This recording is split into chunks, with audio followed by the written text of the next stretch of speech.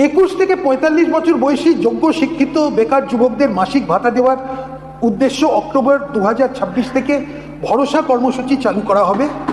এই স্কিমে গ্র্যাজুয়েট বেকারদের জন্য 3000 টাকা, অন্যদের মাসে 2000 টাকা ভাতা দেওয়া হবে। আশা করি আপনারা শুনতে পেলেন যে বয়সসীমা কত লাগবে। বয়সসীমাতে 21 থেকে 45 বছরের মধ্যে বয়সসীমা লাগবে। কারা কারা আবেদন করতে পারবেন?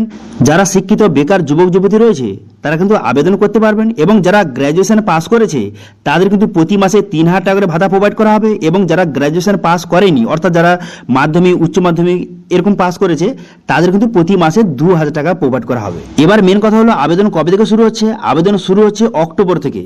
অক্টোবর থেকে কিন্তু যুবশক্তি প্রকল্পের আবেদন কিন্তু শুরু হয়ে যাচ্ছে।